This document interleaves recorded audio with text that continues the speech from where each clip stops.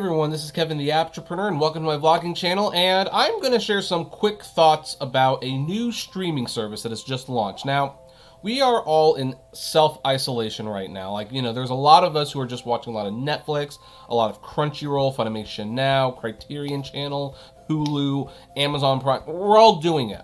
Streaming services are doing extremely well right now.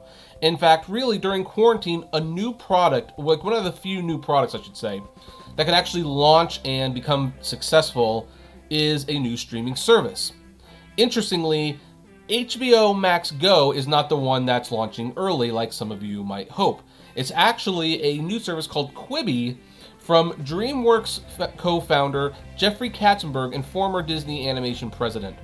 Now, the whole thing about Quibi is that it is content for mobile phones, but it's not like YouTube or Vimeo or anything like that. It's not user-generated content. It is full-blown studio content, and it's expensive. We're talking about like a $1.1 billion investment in this content, and it's made for the phone.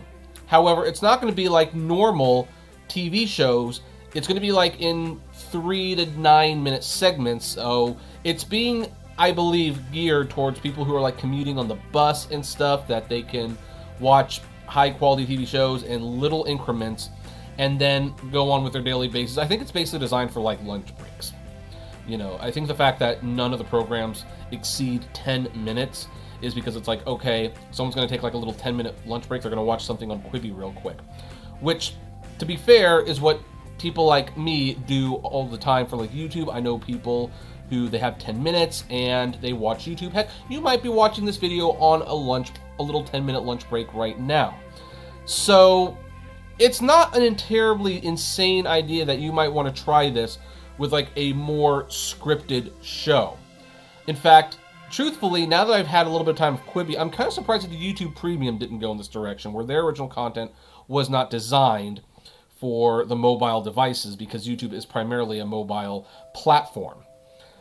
But Quibi got there first, and they might be onto something. I think there's a lot of people who want to, watch shorter content, and they want it to be good content. The question is Quibi good? Well, I'm going to do like a full review of it later on. I'm kind of taking the notes right now. I've been spending a lot of my days on the couch, just watching the shows, kind of testing out the features and everything, and so far, I have to admit, I'm not terribly impressed. Now, granted, this is probably not going to be too much of a surprise. I have a giant TV screen. I go to IMAX. I own stock in IMAX. I like images to be big. I like to be immersed.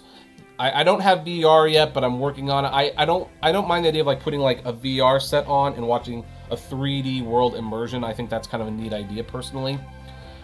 But one thing that I'm not keen on is watching things on my phone. I actually think this is the least effective way to watch most content. In fact, when I do watch YouTube videos on the phone, I'm normally not even looking at the screen. I'm listening to it on my headphones while I'm doing something else, because the images aren't that important if they're that size.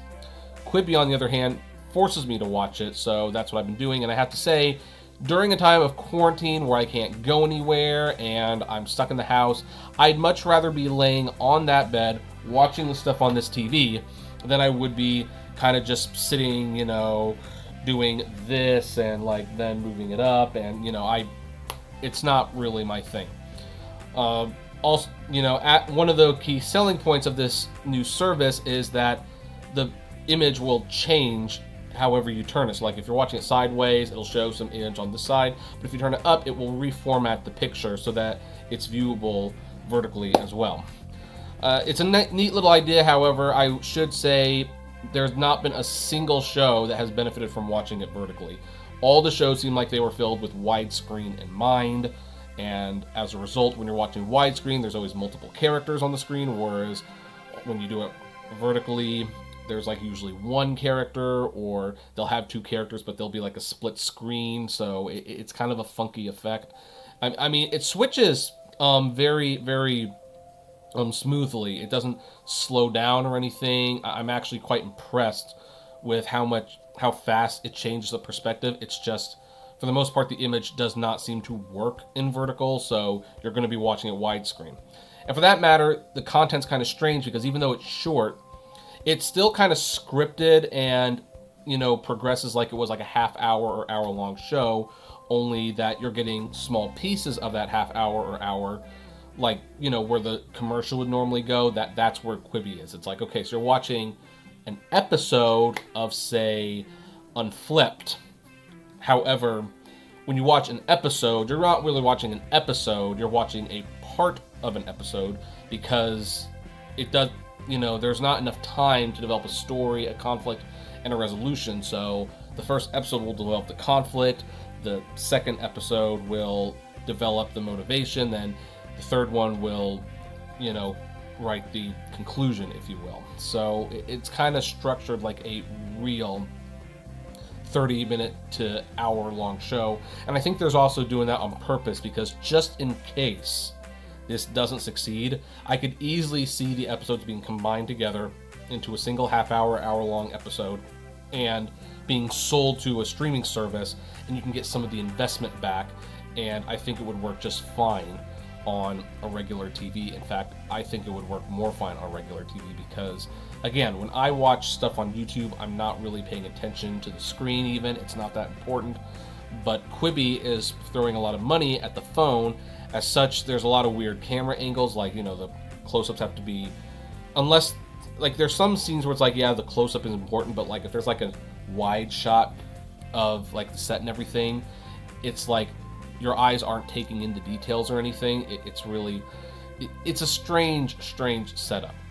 And so far, I'm gonna not lie, most of the shows I've watched have not been very good. They have not really grabbed my attention, and I don't even know why they're in this format. Like, they seem like they want to be hour-long TV shows, but they were funded by Quibi. So therefore, they're being put on mobile devices, and they're structured to be watched in little segments, but they seem like they want to be longer pieces. Now, one show that did stand out to me as being a quintessential Quibi show, even though it's not great per se, is Chrissy's Court, which is like a Judge Judy spoof, starring Chrissy Teigen, and she's like, she's not a real judge, obviously, but she plays a judge, and these totally bogus cases come her way, and a little bit of hilarity ensues, and then she rules for judgment. And this is like the one show where it seems like, I just dropped the phone. Excuse me. So this is like the one show that actually seems to benefit from the short format. So much so that I even, like, after I watched it, I realized, Judge Judy's contract with CBS is up, and she's looking for a new home. I could easily see a show like Judge Judy working on Quibi, where they're putting 2 to 3 cases in each episode anyway, because it's not designed to be a half-hour narrative. So for shows like Judge Judy, where it's like, hey, you just want to watch a random case, like, it'll take 9 minutes to watch the case. You can watch the case, watch the verdict, and it would work great on Quibi. Another show I think that would be excellent on Quibi with a new life is something like Cops, where it's like there's multiple stories in each episode, so you break those stories up and you make little segments, and people can, when they want to feel good about their lives, watch a Cops video where a stupid guy gets pulled over for a busted traffic light, tries to run, and then finds that he has like 5 felonies and goes to jail that night. So there are some shows I'm thinking will actually fit the Quibi model very well. Now, there is also one show that they are going to be launching that I am definitely looking forward to watching, and that is Steven Spielberg's After Dark. And that's an upcoming American horror series, which is, written and directed by Steven Spielberg, obviously. But here's the thing.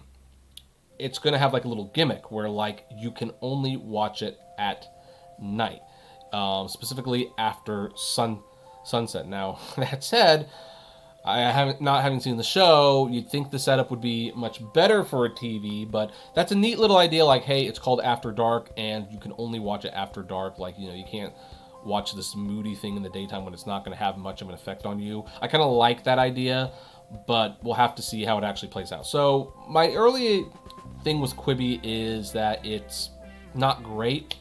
It's interesting. But here's one of the positive things. They are giving you 90 days free to try it out. So I have signed up for it. I signed up for the plan with no ads, but I've marked on my calendar 2 days before the day it's to expire to cancel the subscription service just in case it doesn't end up being interesting. Like, Quibi is definitely giving you more than a fair share to try and see if you like that. And like I said, this is just my quick thoughts. I do want to do like a full-blown review video. It will probably be on the Failed Journalist channel because that's where full-blown reviews are, where I want to tackle all the shows and what I think about them and all that jazz. So that's where I'm thinking right now. But we will have to see exactly what is going on. I think Quibi is an interesting experiment, and again, they're on to something because people have been watching YouTube on mobile for a while. I don't know if Quibi's going to be like long-term successful. I think actually what I think is going to happen is like YouTube's going to see this and they're going to realize what they want their content to look like, and already having the installed user base, that might be a way to get YouTube Premium really rolling. So I think Quibi's going to inspire a lot. But whether it will succeed or sink, we're going to have to wait and see. Anyway, that's my quick thoughts on Quibi. I'd like to know what your thoughts on Quibi are. Have you tried it? What are you having fun with it? I'd like to know. Comment below, like, favorite, share, subscribe, and as always, flame responsibly. Have a good one.